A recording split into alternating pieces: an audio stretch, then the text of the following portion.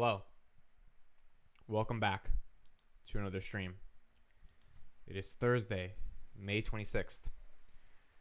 I have not eaten in 4 years. I am on an unknown area of the universe. I was trying to do like an Interstellar introduction. Have you guys watched that movie? That movie is like legitimately one of the best movies in the world. And he's like recording the video and he's like, hello, my name is, I have not spoken in 40 years. It's like something random. Didn't really work. That's okay. We're still here. Thursday morning.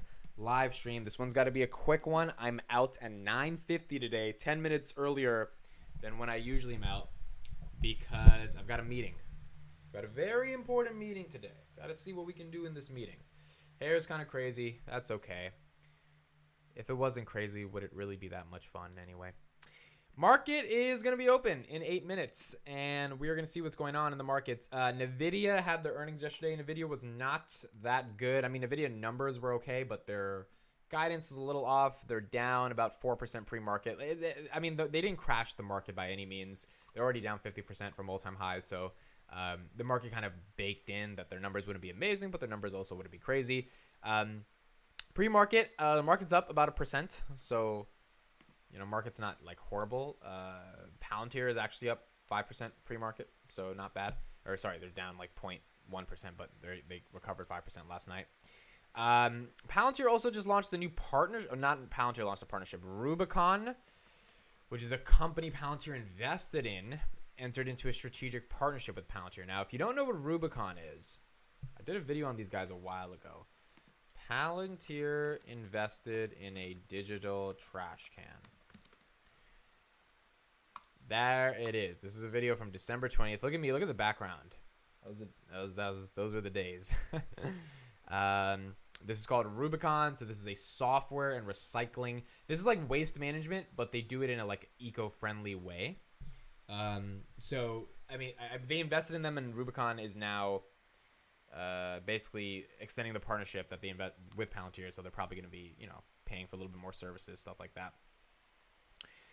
What's up, everybody? Hello, help up in... wow, I just lost my words. I was going to say happy you guys are in the chat. Gary, what's up? Geis, what's up? Easy. Trying to figure out the craft drop. Craft. I didn't look at Craft. Let's look at Craft. Why did they drop? Craft is down 6%. Man, this stock is an interesting stock. Warren Buffett was big on this stock over the past couple of years, and it's not really performed, right? Like, what's his did he get in before this? It went down from 78 all the way to 20. I actually don't know what his average is. I don't even know if they still own it, but Craft stock. Let's see what people are saying.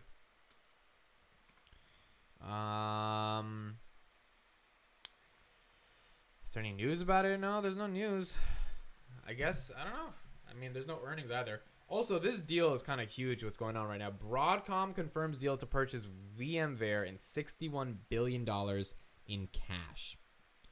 $61 billion in cash. That's a lot of money to be purchasing VMware. Let's look at this deal. Broadcom agreed to acquire VMware. I didn't even know VMware was public. VMW. Let's look at their price. VMW.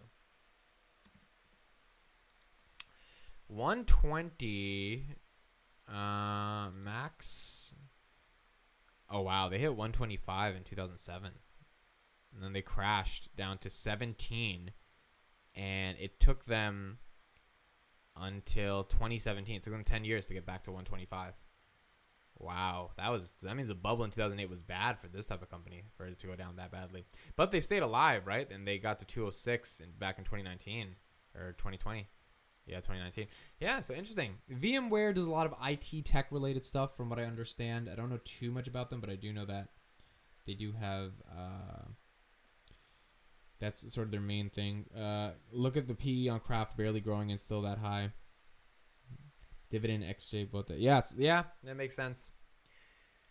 I've got to do more research into Craft. I've always been fascinated by them because Warren Buffett has been like fascinated by Craft. And I've always wanted to know, like, why does he love Craft so much? Bitcoin is down 5%. That's a pretty nasty candle. We hit 27. Oh, we hit 27,000 today. 27,997. So we were $3 away. Or $3 under 28,000. So the key support for Bitcoin, from what I've been seeing, is 28,000. Like, if they can stay above 28,000, they might avoid a crash. But if the S&P goes to, 340, it's not gonna be the best for them. So that's that. Let's go to Nvidia earnings. I keep saying Nvidia. I got flamed today on Money Talks because people are saying it's Nvidia, and I didn't know about that. Costco earnings today. That's aftermarket, right? Good morning, bro. Green day today. I think it might be a green day, actually. It's like looking in pre-market is going to be a green day. Look at this. There's a ton of green. Now, does it stay green? I don't know, but we'll see. Hey, bro, do you know about the news about Microsoft launching a product similar to Palantir software? I do. I heard about that yesterday night. I have to do more research on it. My quick thoughts are that it proves there's a market for Palantir's software, what they're trying to build. Obviously, Palantir was never going to be the only company that is in the data analytics space. I mean, there's always going to be competitors. The question now is, how good is their software above something like a Palantir? And do they have the sales execution that can beat Palantir? Now, sales execution, I think they can. Market, in terms of how good the product is, I don't know. I mean, I just don't know at the end of the day if it's better than Palantir. So we'll have to see. I also think there's some other nuances to it. I have to do a little bit more research, and I'll get back to you on it. I will make a video on it. I will also, CodeStrap will be on the Friday weekly Palantir podcast, so he's going to be talking about it with us. He did a video about it, analyzing it as well. So we will discuss the Palantir Microsoft thing. Liquid Ribs, good day. What's up? So Nvidia, they put up $8.29 billion of rev versus 8.1, and then $1.36 adjusted versus $1.29 expected on the EPS. They are mainly making money through crypto mining, gaming, metaverse stuff, and then chips, and then data centers. That's like sort of their 5 core pillars. And they're doing really well on that. Like, it's not doing bad at all. So they said NVIDIA's data center business, which sells chips for cloud computing companies and enterprises, grew 83% to $3.75 billion, surpassing the company's core gaming business, which sells graphic cards for playing advanced 3D games, which grew 31% to $3.62 billion. NVIDIA said that the growth in gaming was driven by graphic cards for laptops and chips for game consoles. NVIDIA makes the chips at the heart of the Nintendo Switch. How many people have a Nintendo Switch? Oh, damn. I might miss the morning open. I didn't even time it. Oh, no. Usually at 9:29, I press my timer. I missed it. It's going to be such a big guess. Oh, wait. Can I Google how many seconds till the next minute? Oh, that's so cool. Is there? No. It doesn't have an answer. All right. We're going to guess. We're going to guess now that the market is open. Wake your ass up. Hopefully, I did it right. Or else we're going to be in a massive delay. But that's okay. That's what we got to do. Is it me or the volume is softer? Oh shoot, yes, the volume is softer. Let's make the volume not softer. Okay, I think I got it right on time. I'm seeing it live. I think I got it right on time. The volume should be better now. Volume should be better. I hate that it always auto adjusts. That's so annoying. Yep, I got it right on time. But it is going to take a little bit for it to catch up. All right, so we've got some red. We've got some green. Nothing too crazy. Let's go. NVIDIA should be down more. Russia sales was a big hit, plus down on gaming and mining. Yeah, that's probably true. So let's go to Palantir. Let's see how they're doing. $7. They're down 2% pre-market, or $2 at the market open. Okay. Let's go to Tesla. Tesla. 660. Tesla's up. Oh, by the way, Twitter. Elon Musk secured $33 billion of financing. For those who did not hear that, so he is most likely going to be able to get this deal done in a pretty meaningful way. Now the question is, what price is he going to pay? I don't think it's going to be this $54.20 price. Likely going to be probably below that. I mean, $54.20 is just way too expensive right now for them. So we will see. But we'll ultimately see what happens. Amit, put a clock behind you tomorrow, and we can tell you the delay minutes on the bell. Got it. Perfect. We got to see if we can try to time it exactly the right. Or I can just set a timer on Google and literally time it. I think I can share my screen and we could actually like literally test it. I think that's a good idea. NVIDIA is down 4% in the open, 163. Now it's still trading at 29 times future earnings, so one could say it's still a bit expensive, especially if you don't think the growth is going to be there for the gaming and the chips business, which is like crazy to say it's not, but like it could, it could slow down a little bit. And if it does, at that point, is it worth it? It's already, you got to multiply this by 4. Their market cap is like 600 billion. What is it? 400 billion. Okay, so they're a $400 billion market cap. This is actually pre-split, basically $700 stock.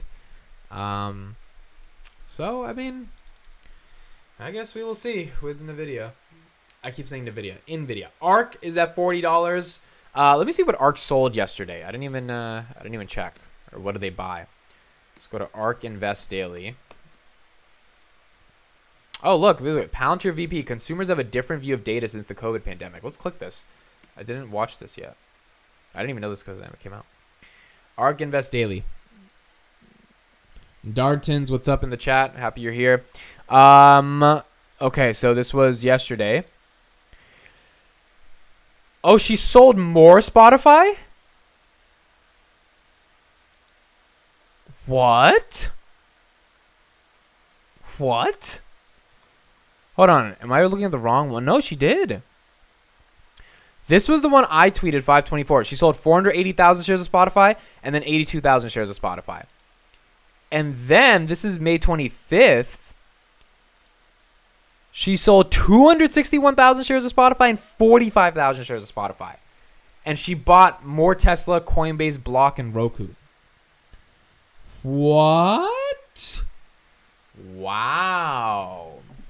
Kathy Wood. So collectively, she sold about 800,000 shares of Spotify.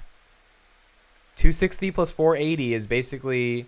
No, it's a little bit more than 800. Or close to 800. Huh. Interesting. Why do you guys think Kathy's selling Spotty? So let's look at her ARK Invest portfolio. Heard Elon will need more additional shares of Tesla to raise some more capital. Don't know if this is true. I don't think so because he's getting more growth. I mean, he's getting more, what do you call it? Equity financing from other people. So I don't, like the other investors he has, I don't think he needs to do that. I think he sold enough. I think especially if he renegotiates a new price, he won't need to do that. That's the point. And I don't think he wants to jeopardize Tesla anymore, given it's already down so much. And if he gets margin called on it, that would suck. So yeah, I doubt that would happen. Wow, so she has 2 million shares now. This number was a lot higher. This was like 2.5, 2.6 million back then. A couple days ago. Kraft now down 11%. The Everclear boy, do you have a position in Kraft? That's interesting. Yeah, I did not know. Well, I guess I don't know why Kraft is down. Like, there seems to be no unique reason for it. Kraft down 10%. Wow. Yeah, it's down. But yeah, what do you guys think? Why is she still Palantir? I mean, not Palantir. We know why she sold Palantir. Why is she selling Spotty? Oh, hold on. What is this? Kraft Times participate in Bernstein's 30th Annual Strategic Decisions Conference. If you participate in a conference for Bernstein, you will lose 10% of your company in one day. That's the only catalyst here. Interesting, man. Interesting stuff. All right, let's look at this. This is a new Palantir VP. Consumers have a different view of data since the pandemic. Let's watch this.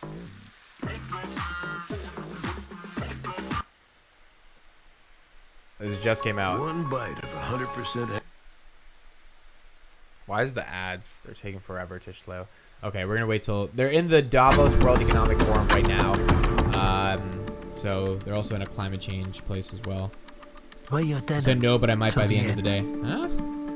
I mean, I got to look into the financials of Kraft to really understand them. All right, here we go. Let's listen to this. Palantir VP. Consumers have a different view of data since the COVID pandemic. The NASDAQ sell-off, big technology names, and there's no real reprieve. Even if people buy back into some of these stocks, then sell off the next day. Your company is in a unique space, massive contracts with security companies, with agencies in the United States, government agencies, but your stock is still sold off as well.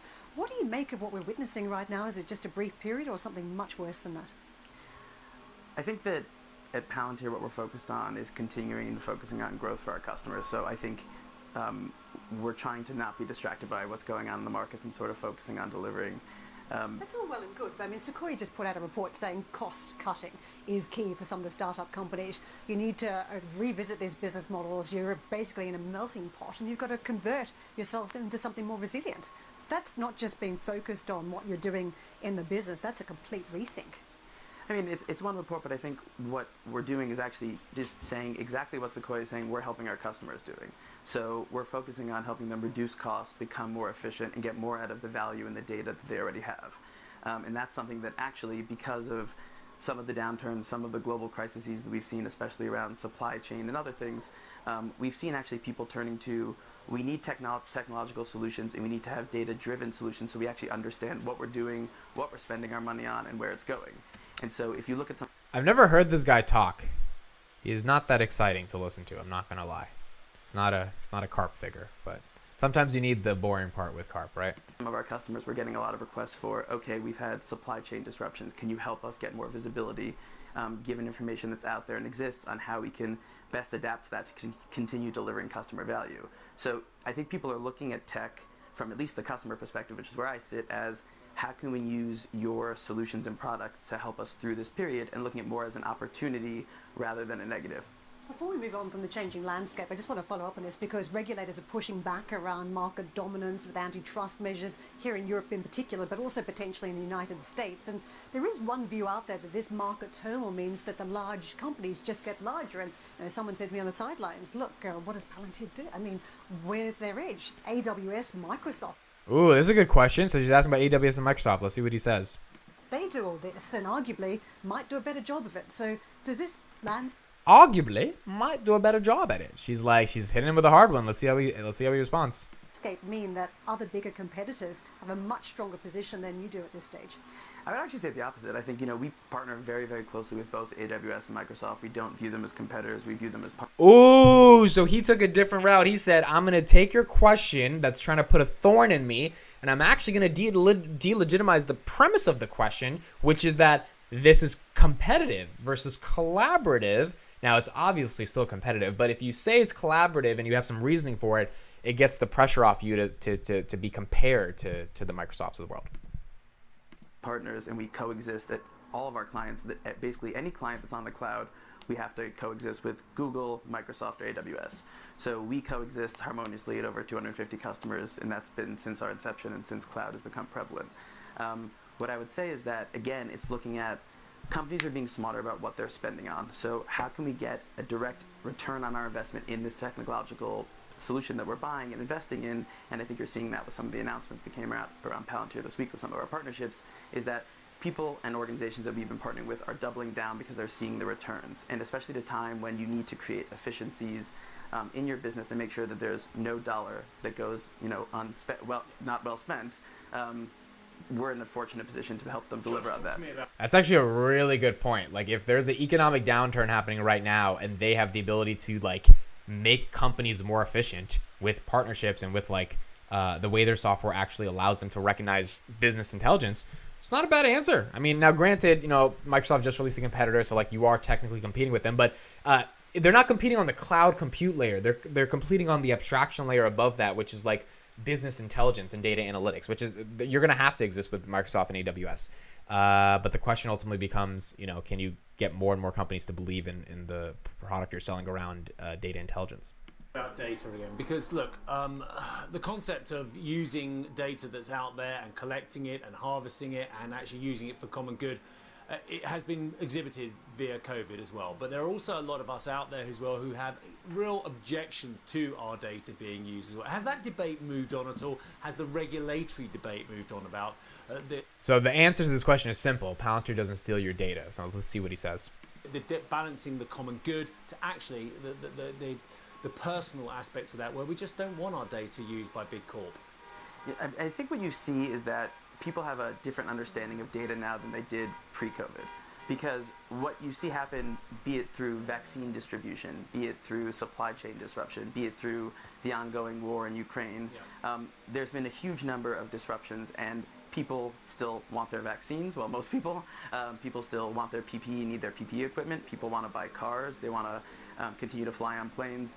And so what you're seeing there, especially given what's happening with semiconductor shortages and supply chain disruptions, is making data-driven operational decisions is important, but also we need to be able to react quickly to what we see in the world. So when there is a supply chain disruption or when there is a COVID or pandemic breakout, we need to help organizations use the data that they already have and partner with other organizations to be able to effectively manufacture enough. I think there are some very big concerns about it, but actually I want to ask you about something that potentially could be very positive.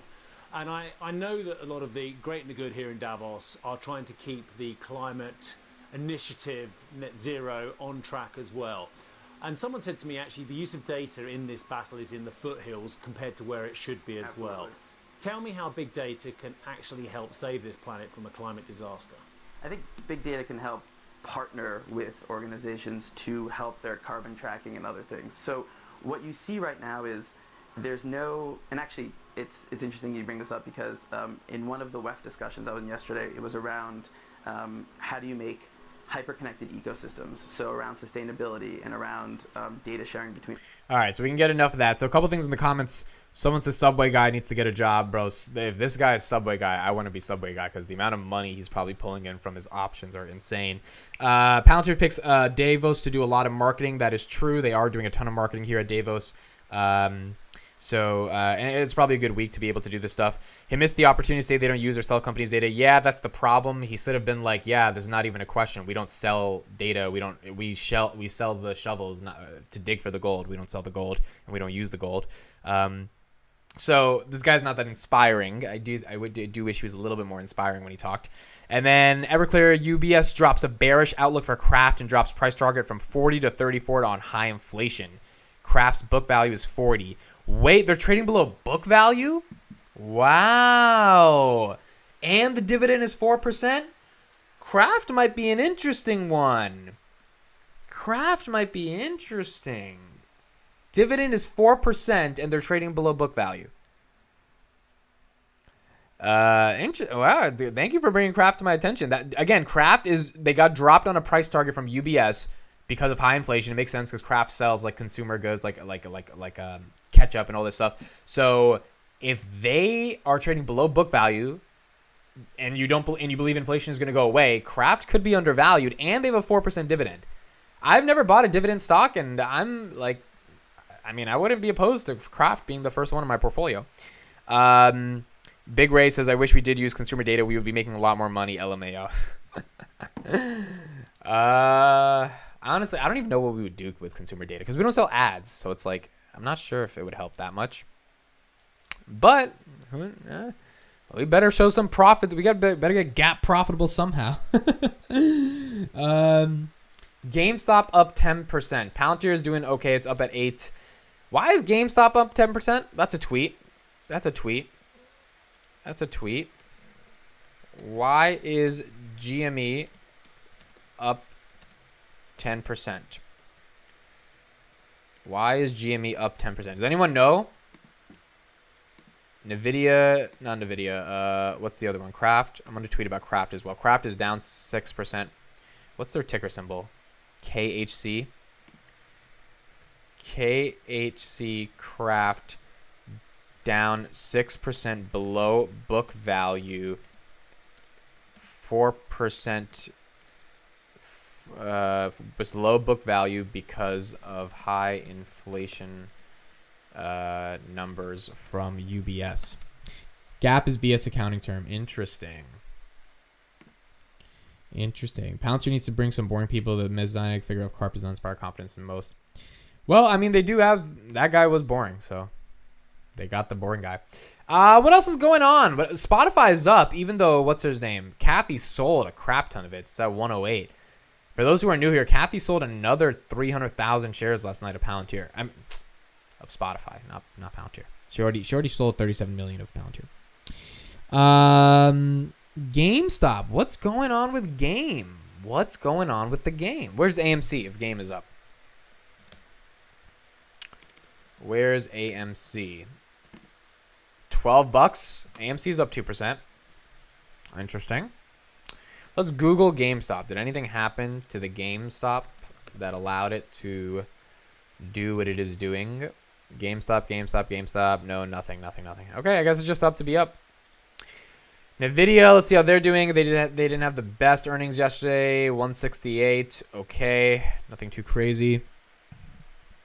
Both Reddit meme stocks were down. Snowflake. Oh yeah, Snowflake earnings. I forgot to cover it. Well, it came out yesterday. They were down. Snowflake is down pretty bad. It went down. Hold on. Let's look at the 5-day. Yeah, there's your Snowflake's earnings. It was at 135. This is the first big drop. Was if you look at 6 months or 3 months, the first big drop was 378 all the way. This was the first big drop. Yeah, from 260 down to 170. That was the pretty big drop.